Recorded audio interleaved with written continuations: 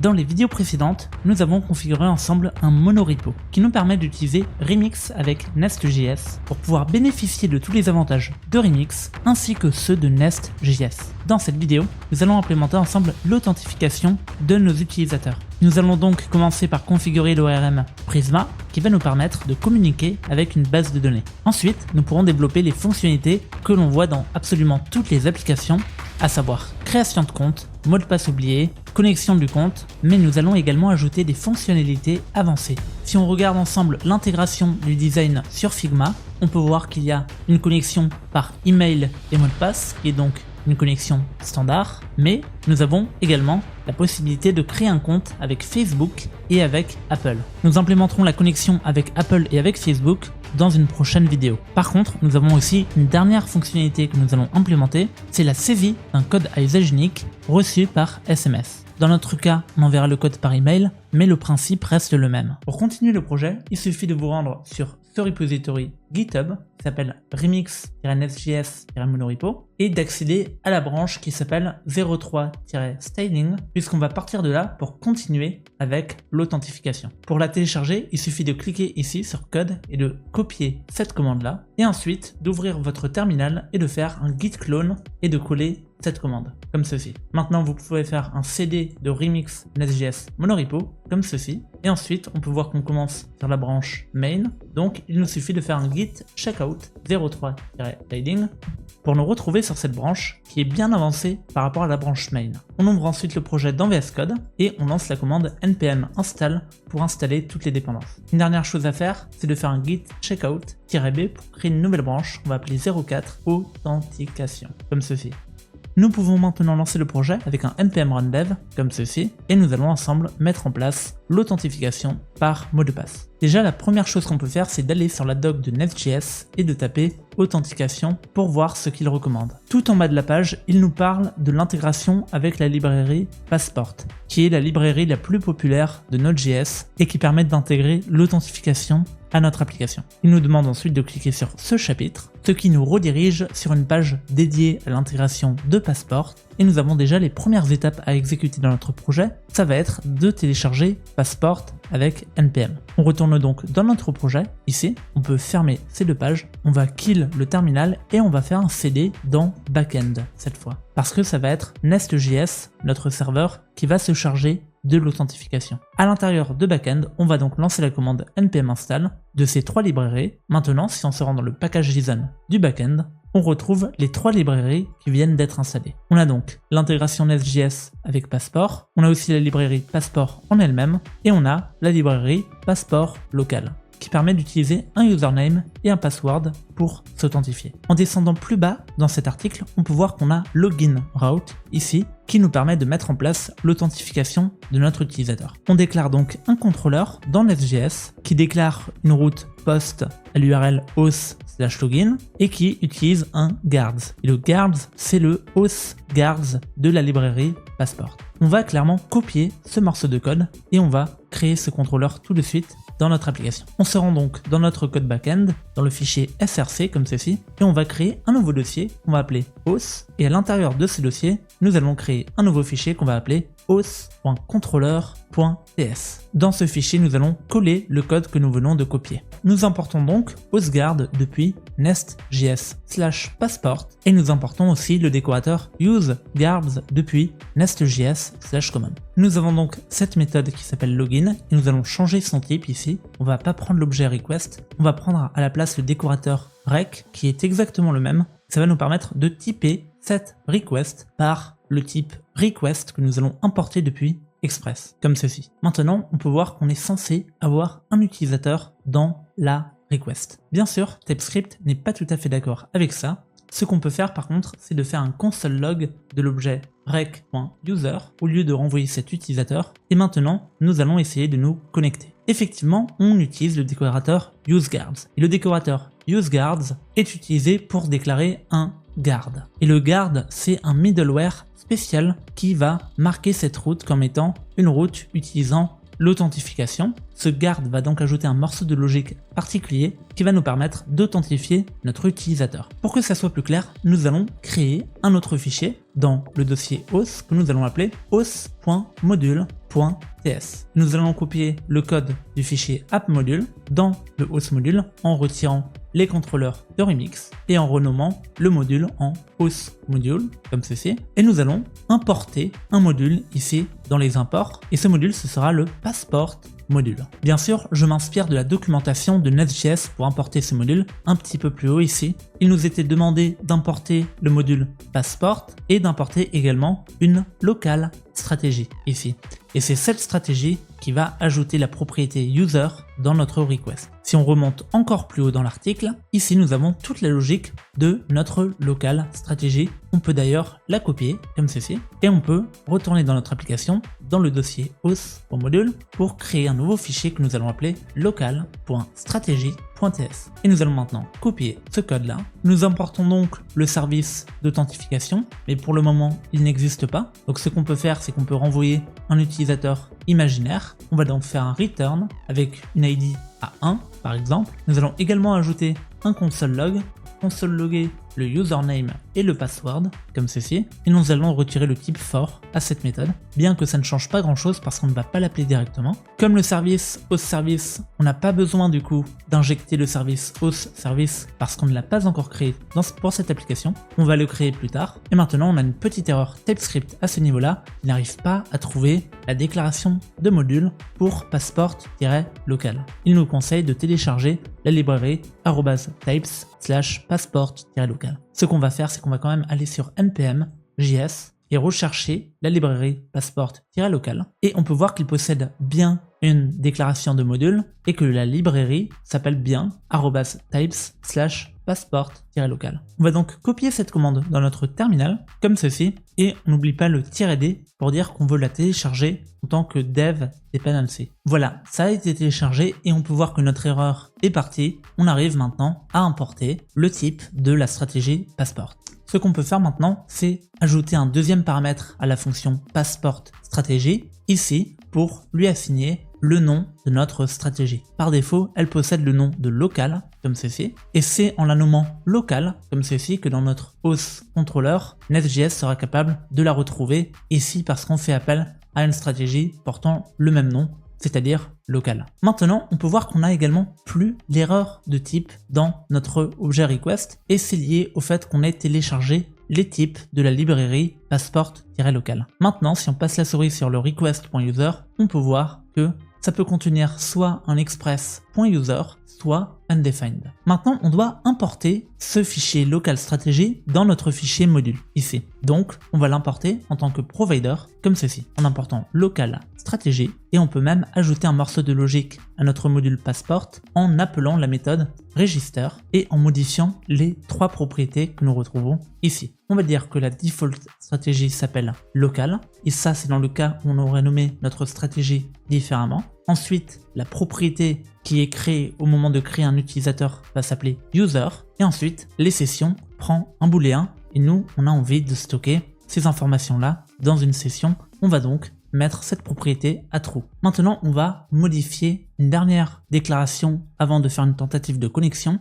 Et c'est la logique de notre authGuard à ce niveau-là. Pour avoir encore plus de contrôle, on retourne dans la documentation de Nest.js et on clique sur le menu Extending Guards ici. Et nous avons un morceau de code que nous allons analyser tout de suite. Nous allons également le copier et en gros, ça nous permet de déclarer une classe qui s'appelle dans l'exemple JWT authGuard et qui fait un extend du guard JWT. Il utilise donc une méthode qui s'appelle canActivate ici, qui nous permet de rajouter une logique pour authentifier l'utilisateur. Et ensuite, il y a également une autre méthode qui s'appelle handleRequest qui nous permet d'ajouter un morceau de logique. Par exemple, si on essaye d'accéder à la route qui utilise ce guard, mais sans avoir fourni d'utilisateur. Donc on va copier ce morceau de code et on va retourner dans VS Code ici et nous allons créer un dernier fichier qu'on va appeler local-auth.guard.ts. Et nous allons maintenant copier toute cette logique et nous allons la refacto. On n'utilise donc pas la stratégie JWT, on utilise la stratégie locale. Donc on renomme cette classe et on va préciser que notre authGuard s'appelle maintenant local. Alors pourquoi a-t-on besoin de redéfinir notre stratégie? C'est pour utiliser le super login ici. qui va nous permettre de sauvegarder les informations de l'utilisateur dans la session. On peut voir que cette méthode a besoin de la request. Donc la première chose que nous allons faire, c'est de récupérer la request à partir du contexte, en faisant un contexte et en appelant la méthode switch to HTTP, puis la méthode getRequest, comme ceci. Maintenant, on est dans la request et à tout moment, on peut récupérer les informations de l'utilisateur, par exemple le username, le mot de passe, etc. Ensuite, il nous suffit d'appeler cette méthode-là, qui s'appelle super.login, et de lui passer la request. C'est une promesse, donc on va l'await, comme ceci, et comme on va l'await, on va marquer la méthode canActivate comme étant asynchrone, et on va fortement la typer pour dire que ça va retourner un booléen sous forme de promesse. Maintenant, on peut voir aussi que la méthode canActivate est également une promesse ou alors un observable, donc on va l'await et on va ensuite dire que on la return en tant que booléen, comme ceci. Maintenant, il faut savoir quelque chose. Ici, nous avons la méthode canActivate. Et au lieu de la renvoyer, nous allons la sauvegarder dans une variable qui va s'appeler canBeActivated, par exemple, parce que c'est seulement si la méthode peut être activée que nous allons connecter l'utilisateur avec la méthode login. Effectivement, la méthode canActivate va récupérer notre request et va exécuter ce code-là, donc le handle request, ce qui va nous permettre de déterminer si il y a bien une erreur ou alors qu'il n'y ait pas d'utilisateur dans notre body. S'il n'y a pas d'utilisateur dans le body, alors nous allons throw une nouvelle erreur, sinon nous allons renvoyer l'utilisateur. Et à ce niveau-là, on peut maintenant, de manière sécurisée, connecter l'utilisateur et donc sauvegarder ces informations dans la session. Si on n'utilise pas ce morceau de code, on connectera l'utilisateur avec succès, mais ces informations ne seront pas sauvegardées dans la session. Maintenant, on n'oublie pas à la fin de renvoyer le booléen canBeActivated parce que ça va nous permettre de dire à notre garde ici qu'il peut laisser passer la request. Maintenant, on a terminé de modifier le fichier localhostguard, donc on peut retourner dans le module et nous pouvons maintenant l'importer en tant que provider, comme ceci. On peut maintenant retourner dans le fichier host.controller et nous allons supprimer cette déclaration et la remplacer par notre localhostguard, comme ceci. Maintenant, dans la documentation ici, il y a une partie qui s'appelle Request Scoped Strategies qui nous indique qu'on peut ajouter ce props pass rec to callback et qu'on peut le mettre à true. Et c'est très intéressant d'activer cette option. Elle s'ajoute donc dans le local strategy ts ici. Donc on va retourner dans notre fichier local.strategy et dans notre constructeur, dans la méthode super, nous allons activer cette option qui s'appelle pass request to callback, ce qui va nous permettre par la suite de récupérer notre request dans la méthode validate ici. Cependant, ça va chambouler l'ordre de nos paramètres ici, parce qu'on peut voir que la méthode validate récupérait un username et un password. Maintenant, elle va d'abord récupérer notre objet request, qu'on va donc pouvoir typer comme étant une express.request, comme ceci. Maintenant, si on retourne une dernière fois dans cette documentation, on peut voir qu'il nous donne un conseil pour toujours utiliser cette méthode super. Ça nous permet de customiser la manière dont on utilise la stratégie passport. Effectivement, par défaut, on utilise une propriété username et une propriété password ici. Et on peut le voir, ici on récupère un username. Mais dans notre cas, nous on va plutôt avoir besoin d'utiliser un email.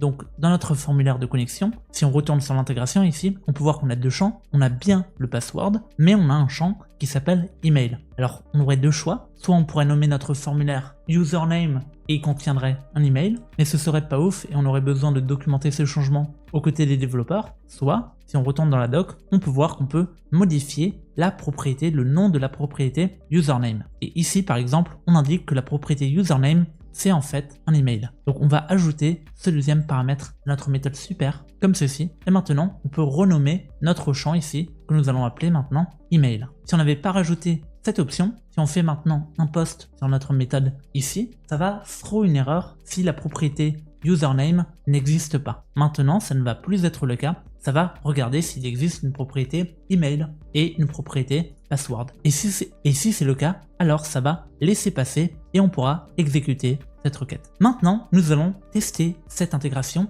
et nous allons ouvrir la librairie Postman et nous allons créer une nouvelle request qui sera donc une request HTTP et qui va contacter l'URL localhost 3000 et la route host/login. On va donc la sauvegarder comme ceci. Et cette méthode sera donc une méthode post et elle va prendre dans le body un email et un mot de passe. On va donc dire que ça renvoie du row comme ceci et ça sera du row JSON. On va donc ouvrir les moustaches et nous allons ajouter une première propriété qu'on va appeler email. On va mettre par exemple Virgile et une deuxième propriété qu'on va appeler password et on va mettre 1, 2, 3 comme ceci. Maintenant on va retourner sur notre application et nous allons lancer le terminal. Pour ce faire on va faire un cd double point pour remonter d'un cran dans notre monorepo et nous allons maintenant lancer la commande npm run dev. Ici on peut voir qu'on a donc quelques petites erreurs de type au niveau de notre hostguard. C'est pas grave, pour le moment on peut utiliser un ts expect error et mettre un message par exemple use that later et nous allons vérifier que notre contrôleur a bien été instancié dans le terminal. On peut voir donc que le module app est initialisé et que le module remix controller est initialisé. Mais c'est tout, ça veut dire que notre contrôleur host n'a pas été initialisé et c'est normal, on ne l'a pas encore importé, donc on peut retourner dans notre app module ici et nous pouvons importer notre contrôleur. Mais attention, il y a une erreur qu'il est possible de faire, c'est d'importer le host controller comme un deuxième paramètre dans ce tableau de dépendance. Et je vais vous dire pourquoi c'est un problème. Effectivement, notre remix controller s'exécute sur absolument toutes les routes et Nest.js va définir les contrôleurs dans l'ordre. C'est-à-dire qu'on doit déclarer notre remix controller en dernier après avoir déclaré toutes nos routes Nest.js. Parce que si on le déclare en premier, ça signifie que la méthode hostLogin sera gérée par Remix et non pas par Nest.js. Elle sera gérée par Nest.js, mais elle sera gérée par cette méthode de contrôleur ici qu'on a appelée et c'est pas ce qu'on veut. Nous on a envie qu'elle soit gérée par cette route là que nous venons de créer. Donc ce qu'on peut faire, c'est qu'on peut déjà renommer notre contrôleur en host controller comme ceci et on peut maintenant retourner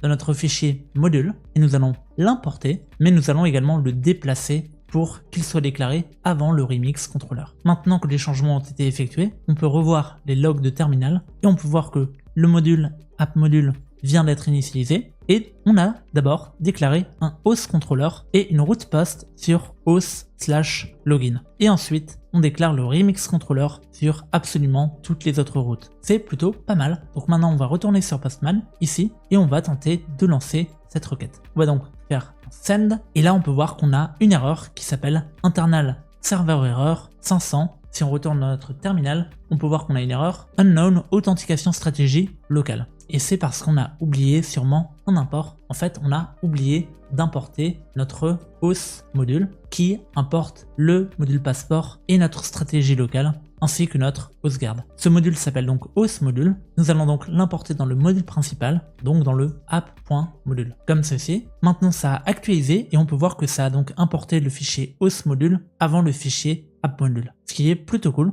On peut retourner sur Postman et on peut relancer notre requête. On la lance et cette fois on a une autre erreur, on a un unauthorized 401, ce qui signifie qu'on n'a pas le droit d'accéder à cette route. Si on retourne dans notre application, on peut voir qu'on a des logs, donc c'est plutôt bon signe. Ça log notre request ici et on peut voir qu'il y a plein d'informations dans la session, notamment l'URL, la méthode, le client, mais une chose est sûre, ce qui a été logué, ce n'est pas le request.user parce que notre guard a throw une erreur. Ici, ce unauthorized error 401 signifie que dans notre local hostguard, ça a throw cette erreur-ci. On peut voir que le message d'erreur par défaut, c'est un statut qui est égal à 401. Pour en avoir le cœur net, on peut mettre comme message par exemple, vous n'avez pas le droit d'accéder à cette page. Si maintenant on retourne sur Postman et on réexécute la requête, on peut voir que cette fois on a un message d'erreur un peu plus clair. Vous n'avez pas le droit d'accéder à cette page. Et on a ce message d'erreur parce que l'utilisateur n'est pas défini. Ce qu'on peut faire du coup, c'est faire un console log de notre utilisateur et de notre erreur. Et on va également console logger les infos. On va maintenant réexécuter cette méthode sur Postman, comme ceci, et on retourne maintenant sur notre application, et on peut voir qu'on a un user qui est à false, et une erreur qui est à null, et une info qui s'appelle missing credentials. Et juste avant, nous avons le console log de notre objet request, et c'est ce console log là qui est exécuté. Ça signifie que à cet endroit-là, on exécute la méthode canBeActivated et Nest.js nous dit qu'on ne peut pas activer notre session d'utilisateur. Donc ce qu'on peut faire, c'est qu'on peut extraire le body de notre request pour voir s'il existe bien les propriétés email et password. Maintenant, on va donc console logger le body dans la request. Maintenant, on n'a pas le type de notre request ici. On peut voir que c'est typé any, mais nous, on sait qu'on utilise Express, donc on va ajouter le type générique ici dans la méthode getRequest qui accepte un type générique et nous allons mettre que c'est une express.request. request, comme ceci. Et là, on peut voir qu'on aurait eu une erreur en appelant la méthode request.body parce que cette propriété n'existe pas. Alors, qu'est-ce qui est présent dans notre request? On a donc auth-info, is authenticated, is unauthenticated, login, logout, login, logout. Et on a la propriété user, bien sûr. En fait, je me rends compte que je me suis trompé au niveau du type générique express.request. On va à la place utiliser juste la request qu'on va importer depuis Express comme ceci, et on peut voir si on active l'autocomplétion qu'on a beaucoup plus de propriétés, y compris le body. On voulait regarder pour voir ce qui se trouve dans le body. Maintenant qu'on console log notre body, on peut retourner sur Postman à cet endroit-là et relancer notre requête. Et si on retourne maintenant ici, on peut voir qu'on a la même erreur. Cette fois, on fait un console log de undefined, ce qui signifie qu'il n'y a pas de body dans notre request. Quand j'avais discuté à Antoine, le créateur de cette stack à l'époque, c'est-à-dire que la méthode serait parfaitement fonctionnelle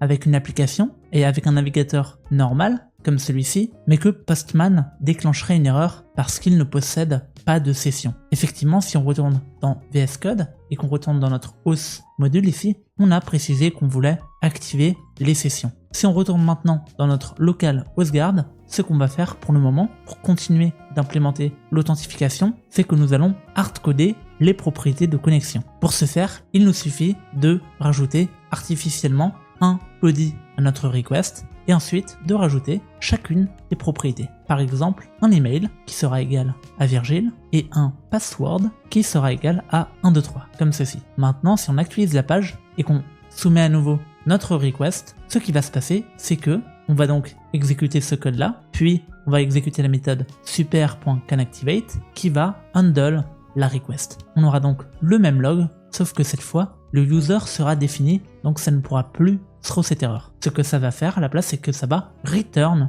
le user, et ensuite, nous allons le login et le sauvegarder dans la session. Faisons-le tout de suite, donc retournons sur Postman, et exécutons maintenant notre request, comme ceci, et là on peut voir que le message d'erreur est différent. Si on retourne sur Nest.js, on peut voir un long message d'erreur. Cette fois, on a des logs, et ces logs-là, ils ont été déclarés en dessous. C'est-à-dire, là nous avons la méthode handleRequest, qui va donc console loguer l'utilisateur, l'erreur et l'info, et l'utilisateur est bien présent cette fois parce que il a l'ID qu'on lui a assigné, c'est-à-dire l'ID de 1. Mais ce morceau de logique, on peut le retrouver dans la local stratégie à ce niveau-là. Ce qui signifie que la méthode validate de notre stratégie a été exécutée avant la méthode handleRequest. En gros, ce qui se passe, c'est qu'on a donc défini une propriété email et password dans notre méthode canActivate, qui est la première méthode de notre garde. Il vérifie donc si on peut autoriser l'accès à la route. Ici, on récupère donc un email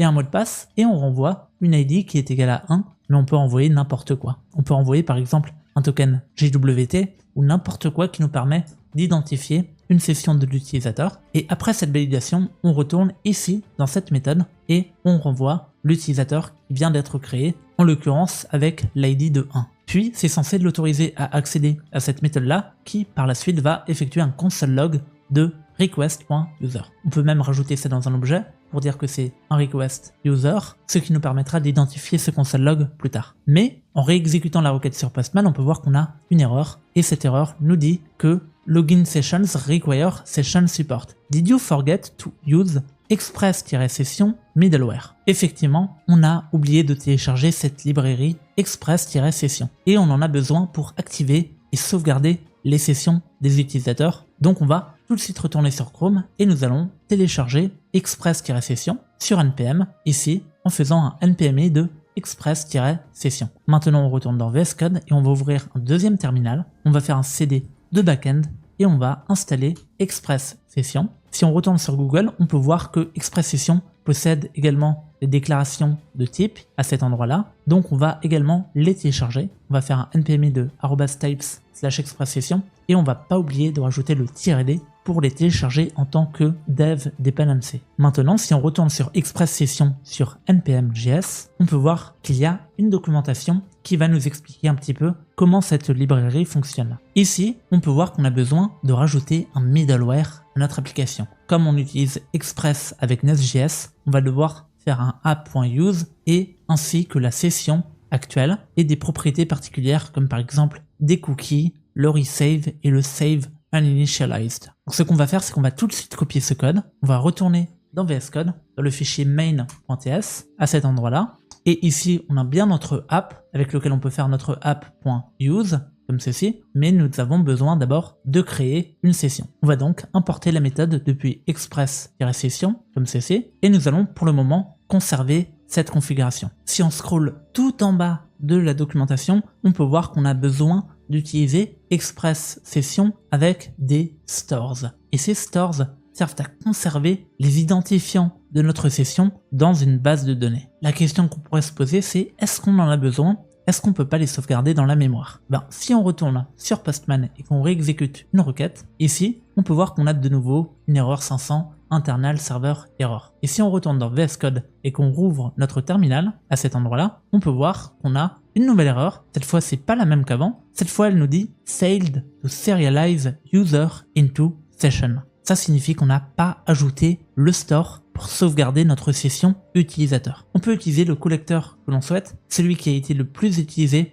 ici, c'est connect-release. On peut voir qu'il a 2800 étoiles sur GitHub. C'est le plus populaire et c'est celui que nous allons télécharger. Ils nous disent dans la documentation que nous avons besoin de le télécharger avec par exemple IORedis ou avec Redis. Donc on va le faire tout de suite. On va télécharger ces trois librairies. On va retourner maintenant dans VS Code et on va rouvrir un terminal dans le backend. Donc on va refaire un CD backend et on va lancer cette commande npm install de IORedis connect-redis et express-session qu'on avait déjà installé. Maintenant que c'est fait, on peut retourner sur la documentation ici et on peut voir qu'on peut importer le Redis store avec cette commande là. Donc on va l'importer tout de suite dans notre fichier main.ts comme ceci et ensuite nous devons créer un client Redis qui va se connecter à notre base de données Redis. Et enfin, à la fin de notre middleware, nous ajoutons la clé store qui prendra comme valeur notre Redis store. On copie donc d'abord ce code là et on retourne dans VS Code et nous allons le coller juste ici. On utilise maintenant IORedis. Maintenant on peut voir qu'on a une petite erreur au niveau de l'importation de IORedis ici. Donc on va se rendre sur npm et nous allons chercher cette librairie. Dans un nouvel onglet, on va taper IORedis et on peut voir dans la documentation ici qu'on peut importer Redis avec un R majuscule depuis IORedis. Et c'est en fait une classe qu'on instancie avec un new, comme ceci. Donc on va le faire tout de suite. On retourne dans notre code et au lieu du create client, on va appeler ça Redis et le Redis client, nous allons faire un new Redis comme ceci. Maintenant, on peut voir que cette classe peut prendre plusieurs paramètres, notamment par exemple le host et le port. On voit que Copilot me suggère les bonnes adresses. Dans notre cas, nous allons configurer deux nouvelles variables d'environnement, une pour le host et une autre pour le port. Mais ce qu'on peut faire sinon, c'est d'ajouter une URL de connexion similaire aux bases de données, c'est-à-dire quelque chose comme redis //localhost 6379, comme ceci. Et on pourra la passer en premier argument ici, et comme deuxième argument, on pourrait toujours spécifier notre objet d'option. Au final, on va plutôt faire comme ça nous permet de déclarer une seule variable d'environnement au lieu de deux. On va donc sauvegarder ça dans une variable, en appelant ça redis URL est égal à redis //localhost 6379, qui est le port par défaut de Redis, mais on va dire que ça prend cette valeur seulement si la variable d'environnement qu'on va appeler redis_URL n'est pas définie, comme ceci. Maintenant, on va donc se connecter à cette URL et nous allons commencer à configurer le store. Et le store, il a besoin du client Redis pour sauvegarder toutes les sessions utilisateurs. On n'a pas besoin de préciser un préfixe comme ceci. Par contre, on peut préciser une TTL. La TTL, c'est la time to live, c'est-à-dire la durée de notre session. Par défaut, on peut mettre 86 400 comme ceci, parce que 86 400 secondes est équivalent à un jour. Si on veut donc que la session reste active pendant 30 jours, il nous suffit de multiplier ce chiffre par 30 comme ceci. Maintenant qu'on a créé notre store, on va retourner sur npm, ici, sur le package connect-redis, et on peut voir à la suite de notre code qu'on déclare un store et ensuite on initialise un session storage. C'est-à-dire qu'on déclare un nouveau middleware qui va s'occuper de sauvegarder les sessions utilisateurs dans ce Redis store, comme ceci. Donc il nous suffit de copier ce morceau de code et on retourne maintenant dans notre projet et on l'ajoute comme ceci. Bien sûr, on ne peut pas l'ajouter au début, on a d'abord besoin de déclarer notre app, donc nous allons déplacer toute cette logique à l'intérieur de notre app. Après avoir lancé le serveur, ici nous allons coller notre logique. On va donc déclarer une URL qui s'appelle redis URL. On va s'y connecter avec un redis client.connect et en cas d'erreur, on va bien sûr afficher les erreurs dans la console. Ensuite, on va instancier le store qui va se connecter à cette base de données Redis. Et ensuite, on va associer notre store au store de la session qui est utilisé par le middleware express-session. Bien sûr, ce secret que nous retrouvons ici devrait être remplacé par un secret vraiment protégé qu'on va ajouter dans nos variables d'environnement. On va par exemple l'appeler process.env.session_secret, comme ceci. Sinon, on va mettre par exemple 1, 2, 3 pour le moment.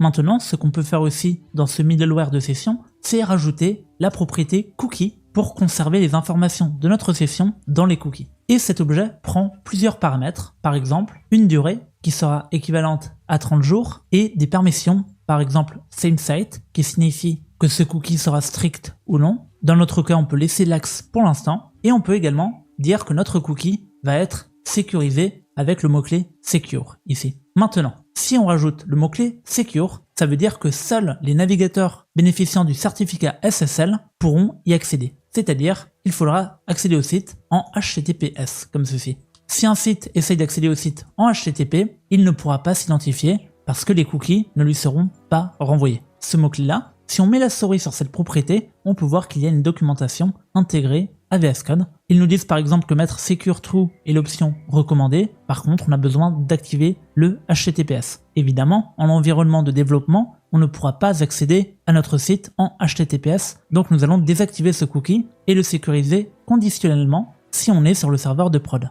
Par contre, il y a quelque chose qui est très intéressant ici. Ici, ils nous disent que si on utilise par exemple un proxy et qu'on sécurise les cookies, on aura besoin de 7 Trust Proxy dans Express. Et si on clique sur README, on peut voir qu'on peut ajouter le Trust Proxy, comme ceci, avec cette ligne, juste avant la déclaration de notre middleware. C'est ce que nous allons faire tout de suite, pour la simple et bonne raison qu'on va utiliser un proxy. Effectivement, quand on va mettre en prod, on va utiliser Docker, qui va servir de proxy pour notre application. Maintenant que c'est fait, on va pour le moment mettre le secure à false, et nous allons maintenant installer Redis. On va donc sur Google et on va taper install Redis with Docker, comme ceci, et nous avons plusieurs documentations, par exemple la documentation officielle de Redis, qui nous propose d'installer la Redis Stack Server, ou alors la Redis Stack, comme ceci. Personnellement, je vais plutôt cliquer sur le deuxième lien, parce que j'ai envie de télécharger l'image officielle de Redis sur Docker Hub. Malheureusement, sur ce site, il n'y a aucun lien, donc nous allons tout de suite accéder à Docker Hub,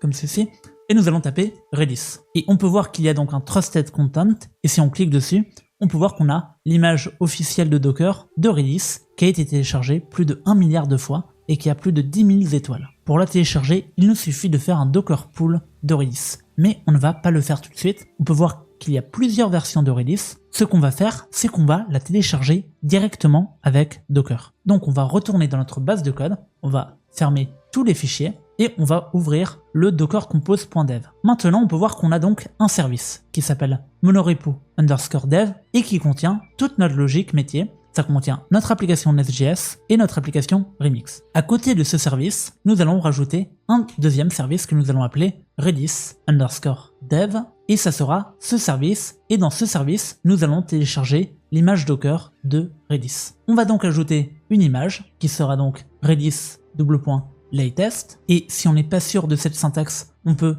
tout de suite aller sur Google et taper Redis Docker Compose image, comme ceci, et cliquer sur cet article pour voir à quoi ressemble une déclaration de Redis. Ici par exemple, nous avons plusieurs mots-clés comme le restart, le port, la commande et le volume. Donc on va copier tout ce morceau, on va effectivement restart l'instance Redis si jamais elle crash. Nous allons en local ouvrir les ports 63-79 et les binder au port 63-79 de Redis et nous allons ajouter cette commande là pour lancer le serveur Redis. Mais on va plutôt le faire avec cette syntaxe en tant que tableau d'instructions. Pour le moment, on va juste lancer le redis-server, comme ceci. Il faut savoir au niveau du volume qu'on aura besoin de binder un dossier sur notre serveur pour sauvegarder ces données. Parce que si on n'active aucun volume, à chaque fois qu'on voudra remettre en prod, notre base de données sera supprimée et on n'aura plus accès à toutes nos sessions utilisateurs. Ce qu'on peut faire plutôt, c'est de décommenter le volume et de rajouter ce volume-là. C'est-à-dire, au lieu de créer un dossier cache dans notre directory,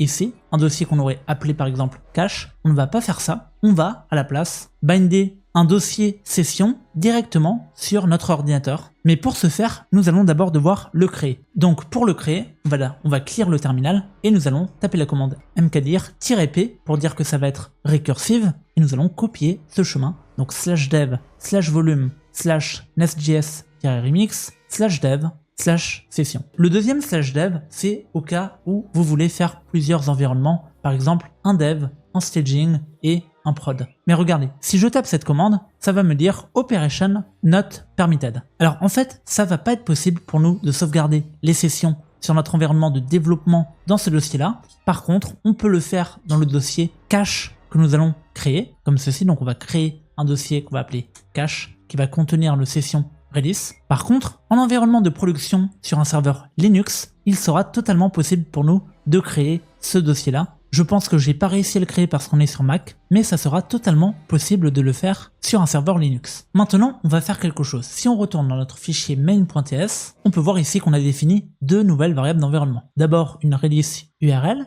ici, et la deuxième, ça sera un session secret, comme celui-ci. Donc, nous allons les déclarer dans notre fichier .env. D'abord, notre Redis URL en local sera donc redis localhost 63.79. Et ça, c'est dans le cas où nous lançons notre application avec un npm run dev. Je vais me redéplacer dans le terminal, je vais donc fermer ce terminal et je vais rouvrir un terminal dans mon dossier projet. Maintenant, la deuxième variable d'environnement, ça sera un session secret et vous pouvez mettre ce que vous voulez ici. Généralement, ce que je fais, c'est que je cherche un générateur H256 par exemple, ici SHA-256 Online Tool, et je vais taper par exemple le nom du projet, par exemple coup de pouce tutoriel Nest.js Remix, et ici ça nous donne donc un hash de cette commande qu'on va donc copier et qu'on va rajouter en tant que session secret. Maintenant, ce Redis URL va changer si on se connecte avec Docker, parce que Docker va donc containeriser notre application et on n'a pas envie que notre base de données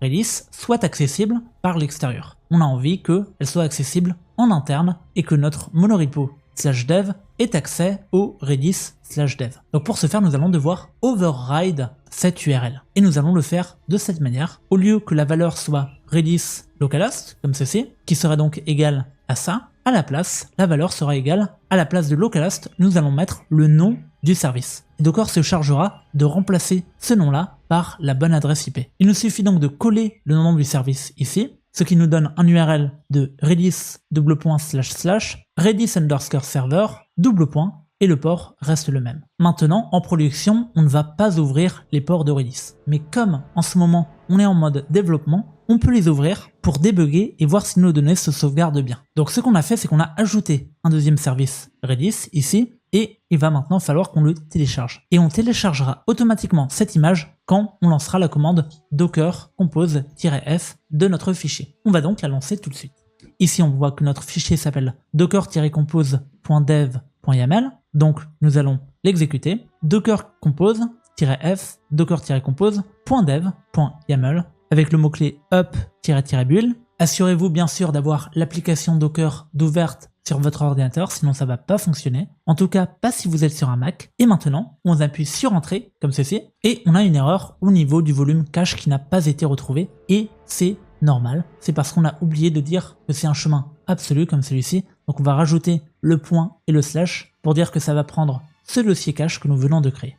On va réessayer, on va retaper la commande, et maintenant on va voir que ça poule l'image de Redis. Dans mon cas, j'avais déjà téléchargé l'image de Redis, donc ça ne va pas la retélécharger. Par contre, ça va réeffectuer un build de l'application parce qu'on a modifié la base de code à cet endroit-là. Notre projet a fini d'être build et il vient de se lancer et on peut voir qu'on a pour le moment aucun message d'erreur à part celui-ci, Redis is already connected/connected. On a envie de vérifier plusieurs choses. Déjà, on va regarder sur Docker, on n'a aucune erreur, nos images Docker ne crashent pas et le serveur Redis est accessible sur le port 6379. Ce qu'on peut faire maintenant, c'est qu'on va télécharger une application pour avoir une interface visuelle qui va nous permettre de vérifier quelles sont nos données. Il existe peut-être des extensions VS Code qui permettent de le faire. Personnellement, j'utilise une application qui s'appelle Redis Insights, comme ceci, qu'on peut retrouver sur le site officiel Redis Insight, The Best Redis GUI. Il nous suffit donc de la télécharger pour notre système d'exploitation, personnellement macOS M1, et ensuite de l'ouvrir, et on peut voir qu'il a tout de suite détecté une base de données Redis à cette adresse-là. Maintenant, si on clique sur cette URL, ici, on peut voir que ça va nous connecter à cette base de données. Et si on clique sur cette icône pour rafraîchir la page, on peut voir qu'on n'a aucun problème à nous connecter. Ça veut dire qu'on est bien connecté à cette base de données. Par exemple, ce qu'on peut faire, c'est qu'on peut ajouter un champ ici. On va cliquer sur plus key, comme ceci, et on va rajouter un nom, par exemple Hello World, et on va cliquer sur Add Key, et on peut voir que cette donnée apparaît maintenant dans notre base de données. Si on rafraîchit, on retrouve la même donnée, on peut la supprimer, comme ceci, et ça va fonctionner. Maintenant, ce qu'on va faire, c'est qu'on va recréer cette clé, le world. Maintenant, ce qu'on va faire, c'est qu'on va arrêter ce serveur Redis en cliquant sur Stop ici. Maintenant, si on retourne sur le client Redis Insight, on rafraîchit la page, on a une erreur parce que le client n'arrive plus à se connecter. Ce qui signifie qu'on était effectivement bien connecté tout à l'heure. Maintenant, on retourne ici, on va afficher le runner qu'on a désactivé et on va cliquer sur Play pour le relancer. Si on retourne maintenant sur Redis Insight et qu'on actualise la page, on va voir qu'on a tout de suite été reconnecté, donc on arrive bien à accéder à ce Docker. Maintenant qu'on a mis en place toute cette logique, on va de nouveau tenter de nous reconnecter avec l'application Postman. On retourne donc sur Postman et on va envoyer cette requête sur le port 3000, comme ceci. Et là on peut voir qu'on a un message d'erreur, une erreur 500 avec un internal server error. Si on retourne dans VS Code, on peut voir qu'on a toujours nos logs et la même erreur, failed to serialize user into session. Mais si on retourne sur Redis Insight, on peut voir qu'il y a un nouveau champ qui a été sauvegardé dans la session. Si on clique dessus, on peut voir qu'on a donc un cookie avec un max age, un expire, le secure, le HTTP only, le chemin, et on a toutes les informations de notre cookie dans cette session-là. Il s'est donc passé quelque chose. Maintenant, on va essayer de débugger cette erreur. Si on tape cette erreur sur Google, fail to serialize user into session, on peut voir qu'on a une réponse sur Stack Overflow. On va cliquer dessus et on va regarder la solution. On regarde et ils nous disent que on n'a pas implémenté les méthodes passport.serializeUser et passport.deserializeUser. On va tout de suite les implémenter et pour ce faire, nous allons créer un nouveau fichier qui s'appelle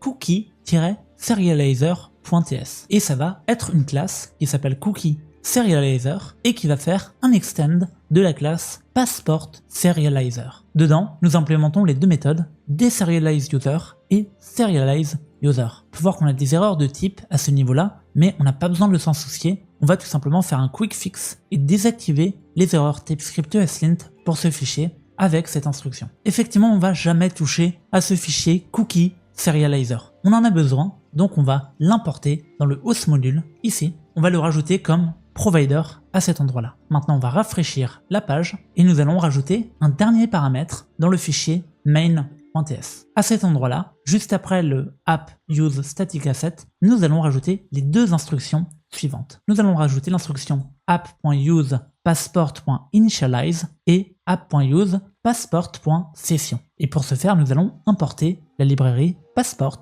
depuis passport. Pour que ça ressemble à ça, c'est l'export par défaut de cette librairie. Et maintenant, on va actualiser cette page comme ceci. Comme nous avons modifié le code source, on va avoir besoin de kill notre conteneur Docker. Et nous allons refaire un build avec la même commande. Ce qu'on peut faire avant d'attendre qu'elle build, c'est quand même de tester cette application, pas dans un Docker, mais en local. Pour ce faire, cependant, on a quand même besoin de faire tourner notre image Redis à cet endroit-là. Là, on peut voir qu'elle est liée à notre Docker Compose à cet endroit. Mais ce qu'on va faire, c'est qu'on va recréer un fichier Docker Compose comme celui-ci. Donc, on va dupliquer celui-ci et on va l'appeler dockercompose.redis comme ceci. Et nous allons supprimer cette instruction, donc l'instruction de notre application JavaScript, pour ne laisser que Redis en standalone. Donc, on va l'appeler Redis standalone comme ceci. Et maintenant, nous allons faire un Docker Compose-f, donc du nouveau fichier que nous venons de créer, dockercompose.redis.yaml. Hop, on peut rajouter le -build, mais il n'y aura aucun build à faire. Et on va rajouter le -d pour lancer Redis en tâche de fond, comme ceci. Maintenant, si on retourne sur notre client Docker, on peut voir que la version standalone de Redis a été exécutée. Comme on a ouvert les ports à cet endroit-là, Redis est disponible avec l'application Redis Insight. Si on rafraîchit la page, ici, on peut voir qu'on a toujours nos données. Maintenant que c'est le cas, on va se connecter et ça va utiliser cette adresse, donc à localhost 6379. On va donc faire un npm run dev, comme ceci. On peut voir qu'on a une petite erreur dans le terminal à cet endroit-là. Class constructor Redis store cannot be invoked without new. Mais dans notre cas, c'est pas du tout ce qu'on fait. Ici, on peut voir qu'on fait un new Redis store pour nous connecter à notre store. Ensuite, nous avons cette erreur Redis is already connecting /connected qui est un petit peu bizarre, mais l'application arrive quand même à se lancer. On retourne maintenant sur Postman et on va tester une dernière connexion. On appuie sur Send et cette fois, on a eu un 201 created. Donc on n'a eu aucun message d'erreur, ce qui veut dire qu'on est bien connecté à notre application. Maintenant, si on retourne sur Redis Insight, qu'on actualise, on peut voir qu'on a toujours la même session, mais cette fois, on a les propriétés de notre utilisateur qu'on avait sauvegardé. Regardez, si on retourne ici dans le fichier local stratégie, au lieu de renvoyer une ID de 1, on peut par exemple renvoyer les informations comme l'email et le password, ce qui est bien sûr pas recommandé, mais on va le faire pour la science. Maintenant, on retourne dans l'application, on va supprimer cette session, on supprime également la deuxième session.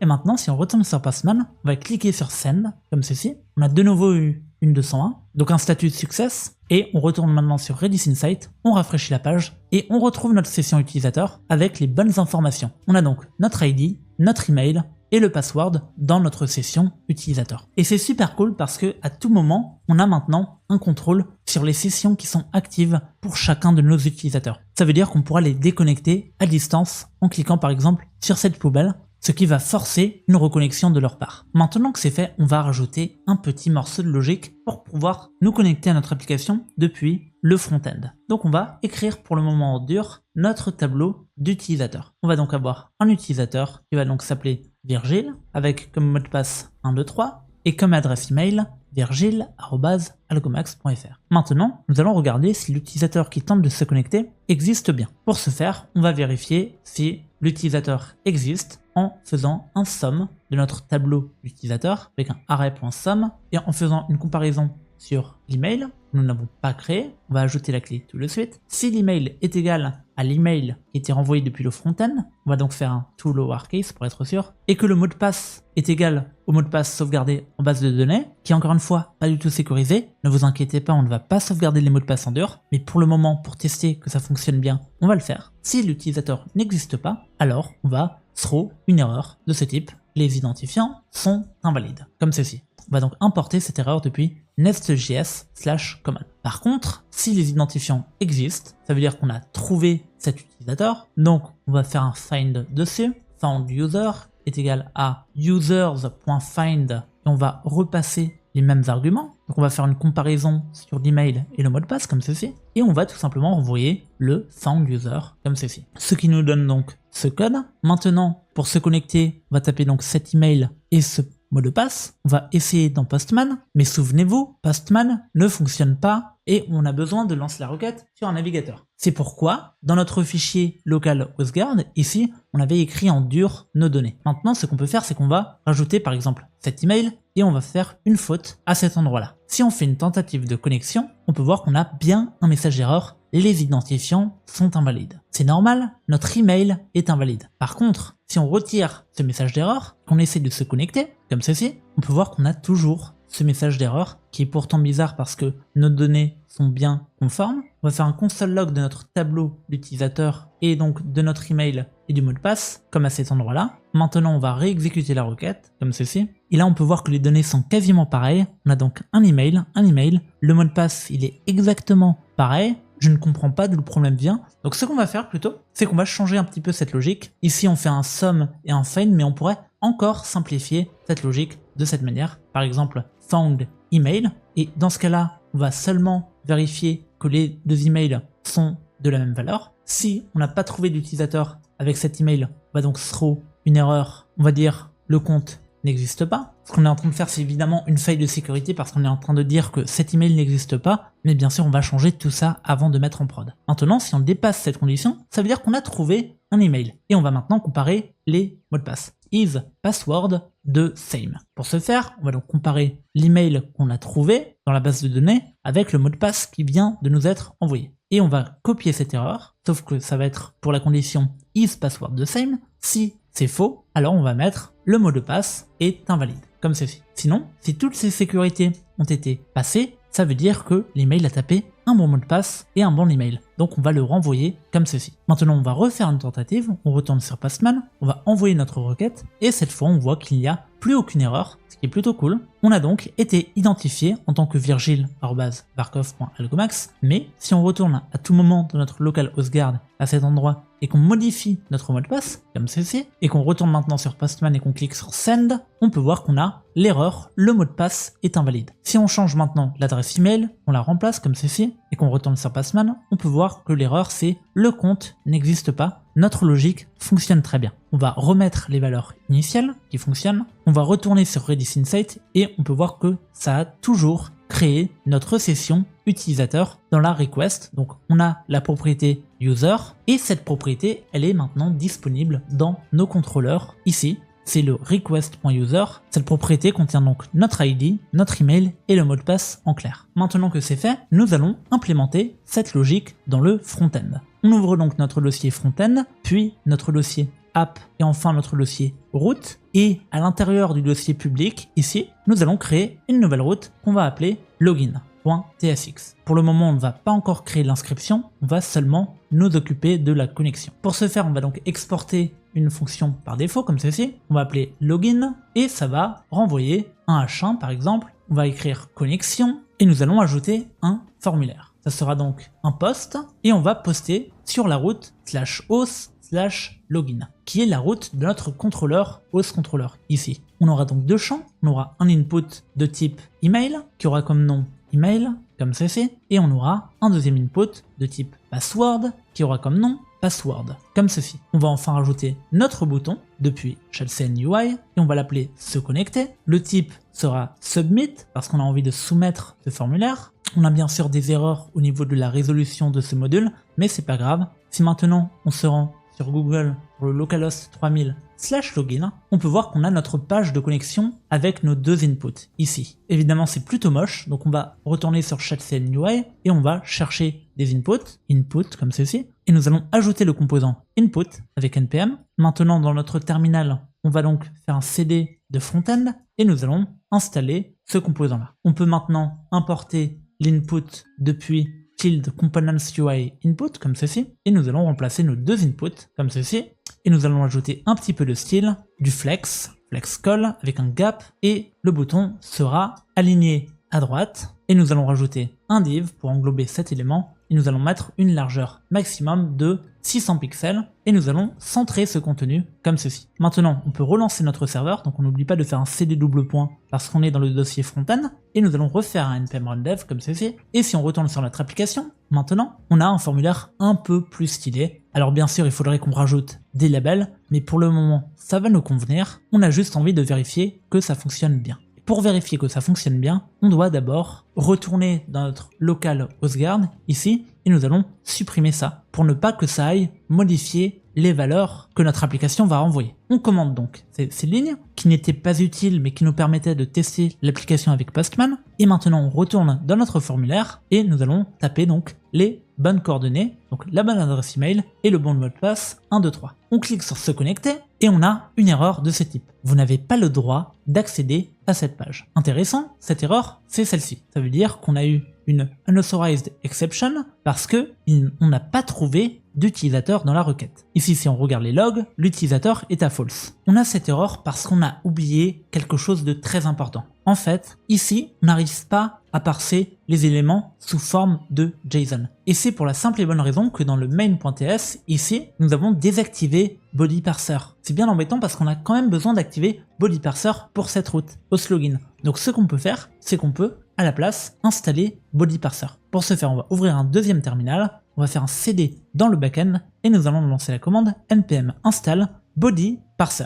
On va quand même regarder comment la librairie s'appelle sur npmjs.com, body-parser je crois. C'est bien elle a été téléchargée 33 millions de fois. On va l'installer tout de suite, body-parser comme ceci. Nous allons également installer ces types. On peut voir sur npm qu'elle propose des types, donc @types/body-parser. On va donc les installer en tant que dev dependency, comme ceci. Maintenant, on peut kill le terminal. Et ici, on va rajouter un middleware en plus. Ça va être un app.use et nous allons spécifier que sur la route /host url/login que nous avons déclaré dans notre contrôleur, nous voulons activer URL encoded. URL encoded, c'est une méthode qu'on importe depuis body parser. Et en fait, ça va tout simplement parser les données dans notre requête. Maintenant, on actualise, ce qui va relancer notre application Nest.js et on va retourner sur Chrome pour faire une nouvelle tentative. Dans notre formulaire, on va retaper le mot de passe 123, on va cliquer sur se connecter et cette fois, on n'a eu aucune erreur. Ça ne nous a rien renvoyé. Si on retourne sur Redis Insight, on peut voir qu'on est connecté, cette fois avec une deuxième session,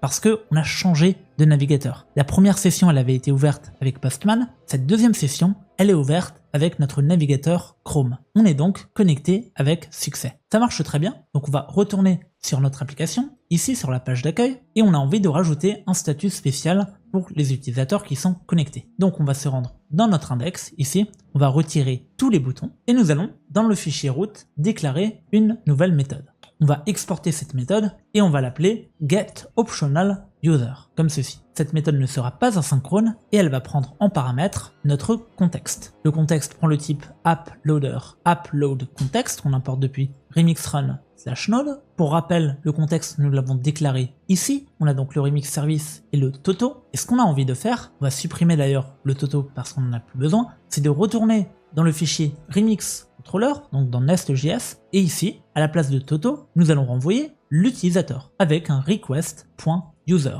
comme ceci. Et ce qu'on veut faire, pour le moment, c'est juste console loguer l'utilisateur dans notre application Remix. Maintenant, on retourne dans le root, et on va rajouter donc la propriété user, on va mettre que c'est unknown, comme ceci, et nous allons maintenant la renvoyer en faisant return context.user, comme ceci. Cette méthode, cette méthode, c'est une méthode côté serveur. Je l'ai déclarée dans le root, mais en fait, il serait plus judicieux de créer un nouveau dossier qu'on appellerait serveur à cet endroit-là, et dans ce dossier, on créerait un nouveau fichier qu'on appellerait par exemple auth.server.ts. Et c'est dans ce fichier-là qu'on importerait cette méthode-là. On va le faire tout de suite. Dans notre fichier auth.server, on va donc importer le type et on va renvoyer cette méthode. Cette méthode renvoie donc unknown et on va l'appeler maintenant dans notre fichier root pour pouvoir connaître notre état de connexion sur toutes nos pages. Pour ce faire, on va donc exporter par défaut une méthode loader ici. Donc on va exporter loader qui est une méthode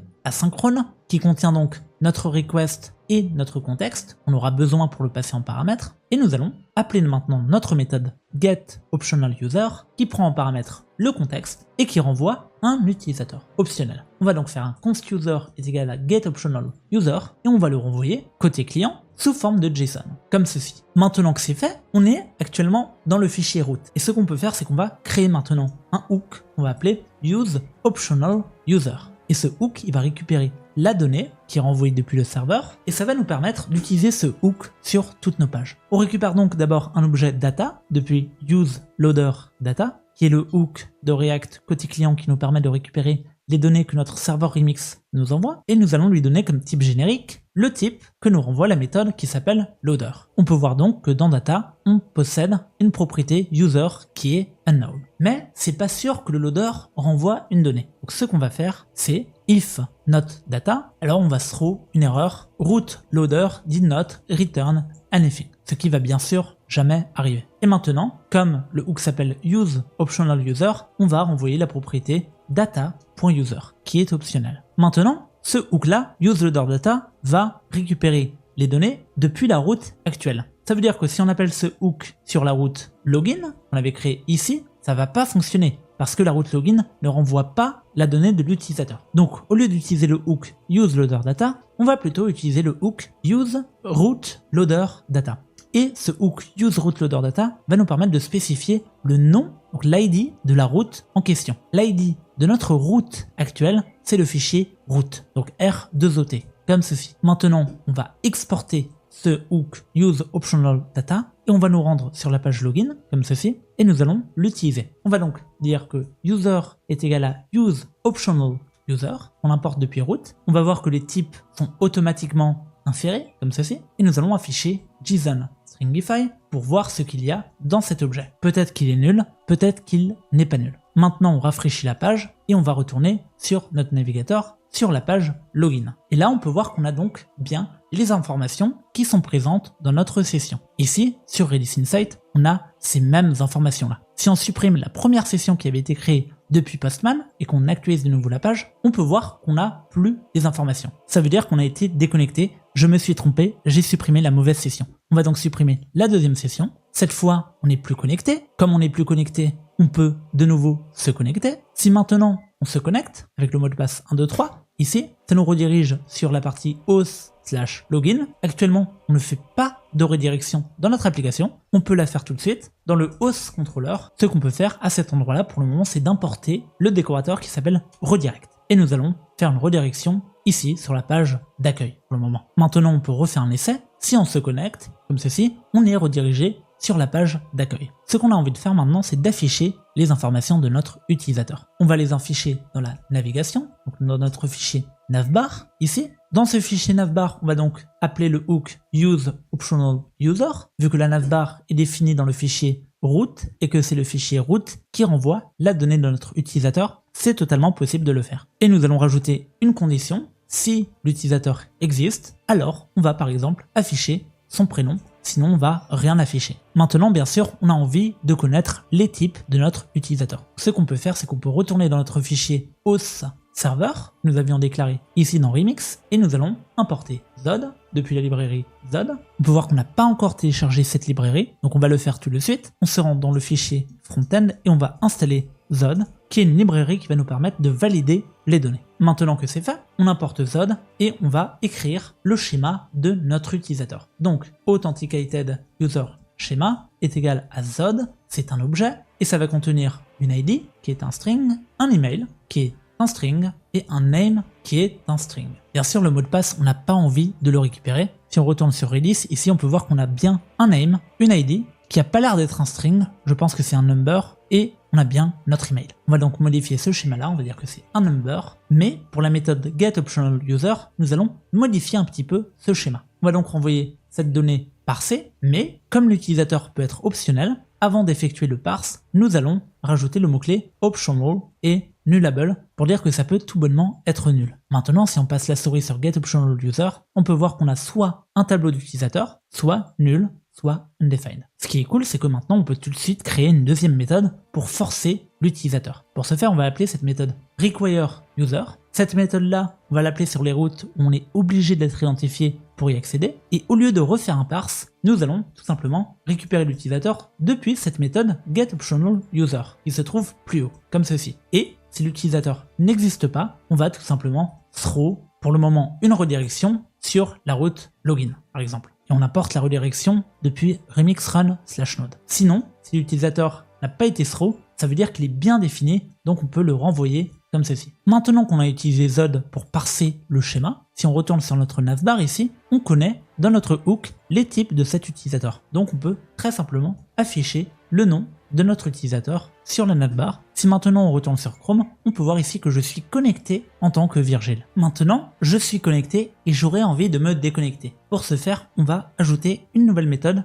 à notre application backend. Ici, on va se rendre dans notre fichier auth.controller et nous allons ajouter une deuxième méthode. Ça sera donc un post sur la route logout comme ceci et on va récupérer les propriétés request, response qu'on importe depuis Nest.js et la méthode next qu'on importe aussi depuis Nest.js. On va également importer le type et on va regarder ce que cette méthode nous permet de faire. Effectivement, notre request express.request possède une méthode logout ici. Et ce qu'elle va faire, c'est qu'elle va tout simplement détruire la session active et effectuer une redirection sur la page d'accueil. On peut voir que j'avais importé le mauvais type à ce niveau-là parce que je n'ai pas importé le type de response. On n'avait aucune erreur, mais si maintenant j'active l'autocomplétion et que j'importe le type depuis Express, on peut voir que ces erreurs ne sont plus en rouge. Donc, on peut maintenant retourner sur notre navbar ici et on va afficher conditionnellement une icône à la fin. Si l'utilisateur est connecté, nous allons rajouter un bouton qui va permettre de se déconnecter, comme ceci. Pour ce faire, on va donc ajouter un formulaire et un bouton de type submit. Et notre formulaire aura comme méthode post et comme action la méthode /logout, qui est donc la nouvelle route que nous venons de déclarer ici. Pour être fidèle à notre nommage, on va l'appeler auth/logout. On va ici rajouter le /auth/logout. Et il ne faut pas oublier dans le main.ts de quand même spécifier cette méthode pour utiliser BodyParser. Parce que pour le moment, on ne va rien envoyer comme données, mais si à l'avenir, on a envie par exemple d'envoyer une clé de redirection, c'est-à-dire sur quelle page renvoyer l'utilisateur après la déconnexion, on pourra le faire, mais seulement si on active BodyParser sur la route /auth/logout, comme ceci. Maintenant, on va retourner sur notre application. Ici, on peut voir qu'on est connecté, le bouton se déconnecter apparaît bien, et sur Redis Insight, on est connecté. Si maintenant, on clique sur le bouton se déconnecter, on peut voir qu'on a maintenant été déconnecté et on a été redirigé sur la page d'accueil. Si on retourne sur Redis Insight et qu'on actualise la page, on ne retrouve plus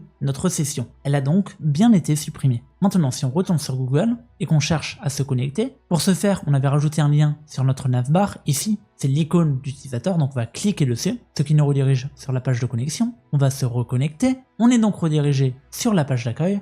Et maintenant, au lieu de se déconnecter directement sur l'application, on va voir ce qui se passe si un admin, par exemple, décide de supprimer la session. On retourne donc sur Redis Insight, on va actualiser la page ici, et on peut voir qu'on a de nouveau notre session. Si on clique maintenant sur l'icône de poubelle ici, et qu'on supprime notre session, et qu'on retourne maintenant sur Remix, on actualise la page, et là on peut voir qu'on n'est plus connecté, on n'a plus les icônes sur notre navbar. La connexion fonctionne très bien, et la déconnexion fonctionne très bien. Pour le moment, elle fonctionne par mot de passe et nous n'avons pas encore configuré notre base de données. On va maintenant configurer notre base de données. Pour ce faire, on va aller sur le site neon.tech qui nous permet gratuitement de créer une base de données serverless en utilisant Postgres. On peut voir ici dans Pricing qu'il y a un tiers gratuit très généreux avec du stockage et notre base de données disponible H24. On va donc cliquer sur Login. Dans mon cas, je me suis déjà connecté avec le compte Gmail ici et nous allons appeler notre projet coup de pouce et comme nom on pourra l'appeler coup de pouce comme ceci. Comme région, nous allons sélectionner Europe pour être plus proche de nos serveurs français. Maintenant, on va créer ce projet et nous allons copier cette URL de connexion, mais nous allons plutôt cliquer sur Connection String ici et nous allons sélectionner Prisma. Effectivement, on a aussi besoin de sélectionner le provider à cet endroit. Donc, on va tout de suite le faire. On ouvre donc notre terminal et on va kill le projet et nous allons aller dans le dossier backend et nous allons installer la librairie Prisma en tant que dev dependency.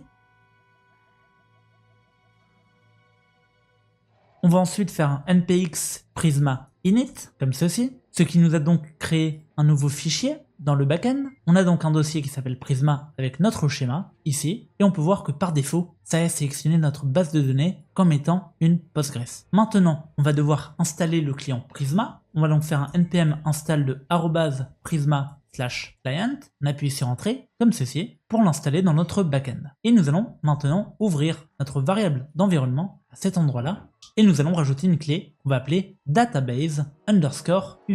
Et ça prendra comme valeur cette valeur-là dans notre point env ici. On va donc copier cette ligne de code à ce niveau-là, on va la coller comme ceci, et on a maintenant accès à notre base de données coup de pouce avec ce mot de passe et cette adresse IP. Maintenant, on va cliquer sur I'll do that later et nous allons créer notre schéma Prisma. On souhaite donc pour le moment avoir un modèle utilisateur. On aura donc une ID sous forme de string. Copilot a très bien compris ce qu'on voulait faire et nous avons un email, un name et un password.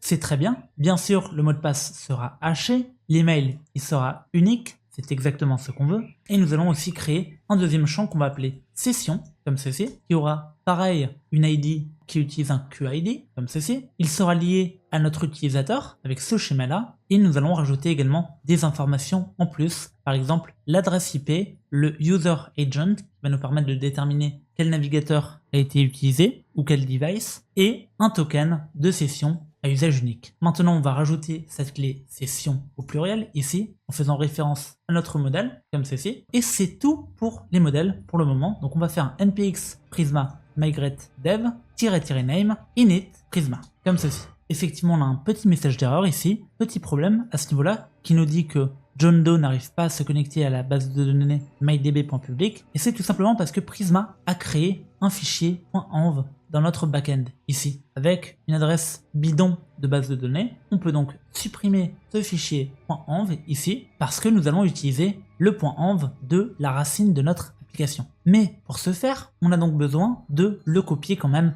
dans le fichier backend parce que on va générer les migrations, on le fera dans le fichier backend. Donc pour ce faire, on remonte d'un cran dans les dossiers et nous allons faire un cp sur le fichier .env et nous allons le copier dans le dossier backend, comme ceci. Maintenant, on peut voir que ça a recréé notre fichier de variable d'environnement. Si on retourne une nouvelle fois dans backend et qu'on recopie la commande pour initialiser Prisma, comme ceci, on peut voir que ça a bien créé notre fichier de migration. Si on retourne sur neon.tech ici et qu'on clique sur Tables, on peut voir qu'on a bien 3 tables. On a notre table User et on a notre table Session qui ont bien toutes les deux été instanciées. Maintenant, on va retourner dans notre application Nest.js ici, dans le backend et dans le dossier src et nous allons créer un fichier qu'on va appeler Prisma qui va contenir un service qu'on va appeler prisma.service.ts. Par défaut, on va donc exporter une classe qu'on va appeler Prisma Service et qui va faire un extends depuis le Prisma Client qu'on importe depuis @prisma/client comme ceci. Et bien sûr, on veut l'injecter avec l'injection de dépendance, donc on va rajouter le décorateur injectable qu'on importe depuis nest.js/common. C'est tout ce qu'il nous reste à faire pour pouvoir utiliser Prisma dans notre application. Maintenant, si on retourne dans le module auth.module, à cet endroit-là, on va importer comme provider le Prisma Service que nous venons de créer. Et maintenant, dans notre fichier local stratégie, ici, au lieu de déclarer un tableau en dur d'utilisateur, nous allons plutôt passer dans le constructeur, ici, notre private read-only Prisma, qui va être en fait notre Prisma Service. Cette fois, on va l'importer depuis le fichier que nous venons de créer tout à l'heure, et nous allons regarder si un utilisateur existe dans Prisma. On va donc faire un await de 10.prisma, qui est notre service que nous venons de créer, .user, et on va faire un find unique sur le champ email. On va rajouter un where email est égal à l'email, donc cet email là qu'on récupère en paramètre. On peut maintenant supprimer cette instruction. On va remplacer cette variable, donc si on n'a pas trouvé d'utilisateur avec cet email, le compte n'existe pas. Pour être sûr, on va rajouter un to lowercase pour éviter que les emails en majuscule se sauvegardent dans notre base de données. Maintenant, est-ce que le mot de passe est le même? On va faire une comparaison avec l'utilisateur, comme ceci. Et si le mot de passe n'est pas le même, on va se trouver une erreur. Sinon, on va renvoyer notre utilisateur qui possède maintenant un peu plus de champs, mais pour être synchro avec ce qu'on renvoie côté client, on va seulement sélectionner les champs ID, email, name et password, comme ceci. Maintenant, on peut supprimer ces variables-là et on peut de nouveau ouvrir notre terminal et faire un npx prisma studio, comme ceci. Et dans Studio, nous allons créer notre premier compte utilisateur. Ça prendra donc comme email virgile@algomax.fr, comme nom Virgile et comme mot de passe 123. On sauvegarde le changement et maintenant on va kill Prisma Studio, on va remonter d'un cran dans les dossiers et nous allons relancer le projet avec un npm run dev. Maintenant, on peut retourner sur notre application. Ici, on rafraîchit la page et on peut voir qu'on n'est plus connecté. Bien sûr, si on se connecte avec notre compte virgile@algomax.fr et qu'on rentre le mot de passe 123 et qu'on se connecte, on peut voir qu'on a eu une grosse erreur de parsing. Pourquoi à votre avis? Ici, si on regarde le terminal, on peut voir qu'il s'attendait à recevoir un number et il a reçu un string. Effectivement, on a connecté l'utilisateur, sauf que au niveau du parsing avec Zod, on dit que l'ID est un number, alors qu'en fait, c'est un string ici. Maintenant, on va modifier ce schéma Zod, comme ceci, et ça ne devrait plus poser problème. Si on retourne sur notre application, sur la page d'accueil, on peut voir qu'on est toujours connecté en tant que Virgile. Pour en avoir le cœur net, on va retourner dans notre application et on va faire un cd backend et nous allons faire un npx prisma studio et on va modifier mon nom, on va m'appeler Carlos, comme ceci. Et si on retourne dans notre application et qu'on rafraîchit la page, on peut voir que ça ne modifie pas mon prénom. Alors pourquoi ça ne le modifie pas? Si on retourne sur Redis Insight, c'est parce que le prénom il a été sauvegardé dans notre base de données Redis. Donc ce qu'on peut faire, c'est on retourne dans notre application Nest.js, dans le fichier remix controller, et à cet endroit-là, au lieu de renvoyer un request.user, nous allons dans notre remix service ici déclarer une nouvelle méthode qui va tout simplement récupérer les informations de notre utilisateur. On va donc appeler la méthode getUser comme ceci, et ça va prendre en paramètre une ID qui est sous forme de string, qu'on va plutôt appeler userID, et nous allons ensuite rajouter un constructeur qui va lui aussi importer notre private read-only Prisma, qui est donc notre service Prisma, et nous allons renvoyer un await de this.prisma.user find unique sur son user ID, qui est donc son ID. Cette méthode est donc asynchrone, et ça va pas renvoyer un string, on va laisser le type générique se charger de ce qu'elle renvoie. Bien sûr, on va quand même sélectionner les quelques propriétés comme l'ID, le name et l'email.